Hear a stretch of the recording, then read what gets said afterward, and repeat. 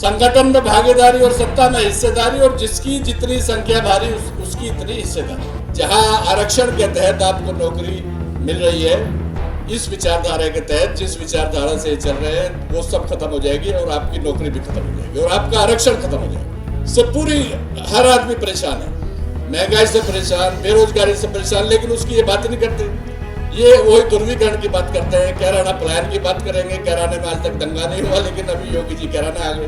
ध्रुवीकरण की राजनीति, अभी जिन्ना के पीछे लग जाएंगे कि अखिलेश यादव ने जिन्ना का नाम ले दिया।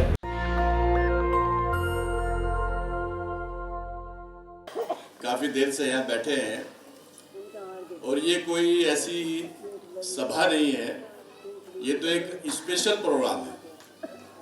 ये स्पेशल प्रोग्राम इसलिए है कि पहले जितने भी प्रोग्राम होते थे वो थोड़े अलग होते थे। ये तो एक आदेश हुआ है राष्ट्रीय अध्यक्ष जी का कि देखिए, एक जाति से या दो जाति से या तीन जाति से पार्टी नहीं बनेगी, और पार्टी बन भी गई तो जो पूरा समाज है उसको इंसाफ नहीं मिल पाएगा। इसलिए प्रशांत जी ने भी एक अच्छा प्रोग्राम और चौधरी साहब ने एक अच्छा प्रोग्राम पार्टी को दिया बहुजन उदय के रूप में। देखिए, मुझे बहुजन समाज पार्टी में माननीय काशीराम जी के साथ भी बहुत लंबा समय मिला काम करने का। आज मुझे काफ़ी अपने बहुजन साथी यहाँ नजर आ रहे हैं, बहुजन मेरी माताएं बहनें हैं।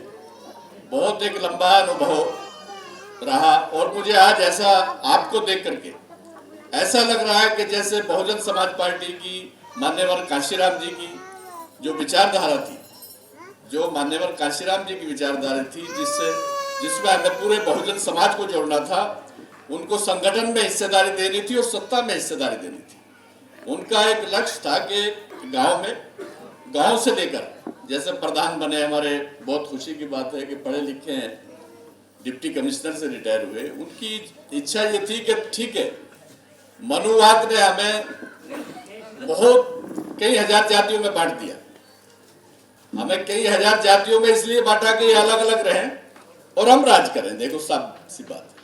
लेकिन वो ये कहते थे कि ये हमारे फायदे में किया है, हम जितनी भी हजार जातियां हैं उसमें ईमानदार नेतृत्व पैदा करेंगे और इनको जवाब देंगे।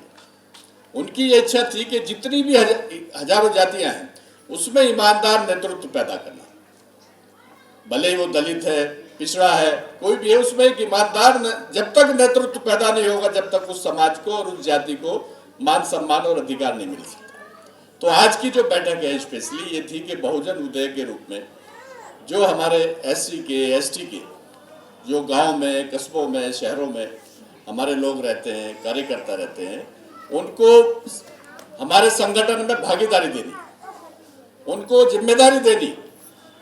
वो अध्यक्ष भी रहे, महासचिव भी रहे, उपाध्यक्ष भी रहे, और उसके बाद सरकार बने तो उसमें भी हिस्सेदारी।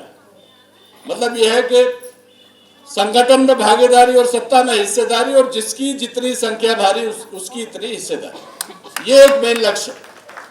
जितनी जिसकी संख्या है, किसी के साथ भेदभाव नहीं है, चाहे वो हाई कास्ट है, लोअर कास्ट है, लेकिन क्या है, ये एक मकसद, और उसी मकसद के तहत आपसे बात करने आए हैं। कोई सभा नहीं है, कोई सिर्फ आपसे बात करने का मकसद ये था कि आप लोगों में से अच्छे जो नेतृत्व है, जो अच्छा नेतृत्व है, जो अच्छे कार्यकर्ता है, जो जिस लेवल पर क्षमता है उनमें काम करने की, उनको निकाला जाए और उनको जिम्मेदारी दी जाए। तो ये एक मेन मकसद है आपके बीच में आने का। बहुत लंबा मैं आपका समय नहीं लेना चाहता, प्रशांत जी को मैं भी सुनना चाहता हूँ। बस मैं आपको 2 मिनट में ये बताना चाहता हूँ कि देखिए, आज जो विचारधारा चल रही है देश में, जो आज विचारधारा है, वो विचारधारा बाबा साहब डॉक्टर अंबेडकर और चौधरी चरण सिंह जी की जो विचारधारा थी, ये धीरे धीरे उसको खत्म करने जा रही है विचारधारा। आप ये मत सोचिए कि भाई ये विचारधारा से मुसलमान खतरे में है, मुसलमान खत्म हो जाएगा।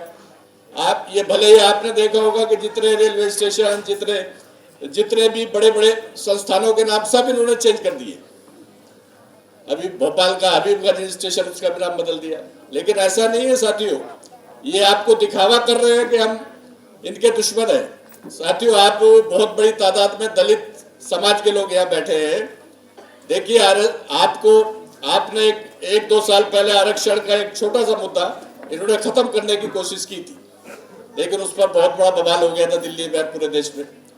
तो ये आरएसएस की जो विचारधारा है, अब इसने उस विचारधारा ने इस पर काम करना शुरू कर दिया। और आपने देखा होगा कि अभी उस विचारधारा के तहत एयर इंडिया को बेच दिया, भारत की एक बहुत बड़ी कंपनी को बेच दिया।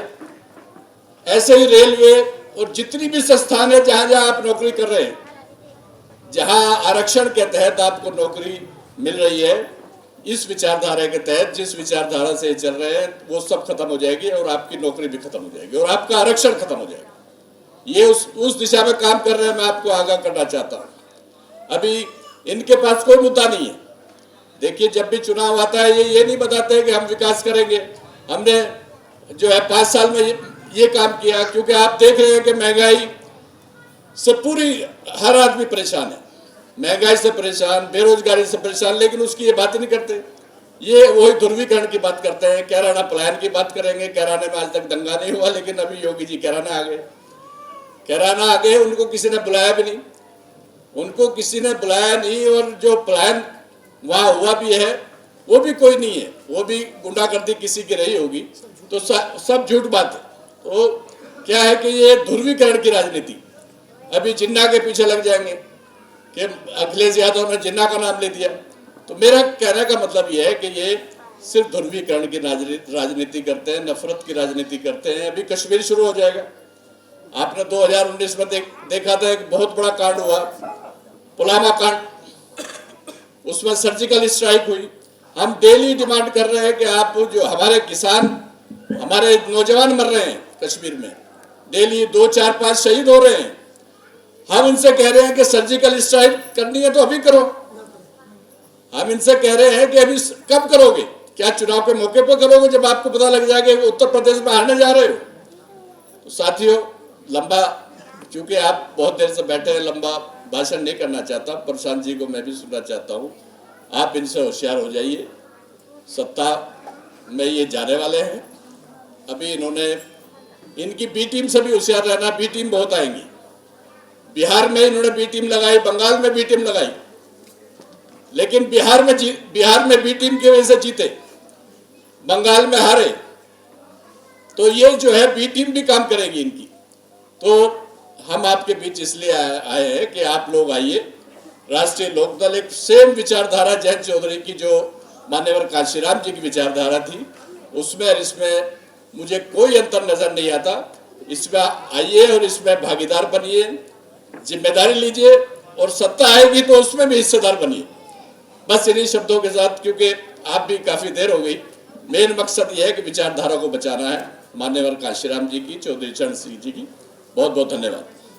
नेशनल दस्तक की आपसे गुजारिश है कि अगर इसको बचाना चाहते हैं तो नेशनल दस्तक को सब्सक्राइब करने के लिए रेड कलर के सब्सक्राइब बटन को दबाएं, फिर बेल आइकन की घंटी दबाएं। नेशनल दस्तक को बचाने के लिए बहुत जरूरी है कि हर खबर को शेयर करें, लाइक करें, कमेंट जरूर करें।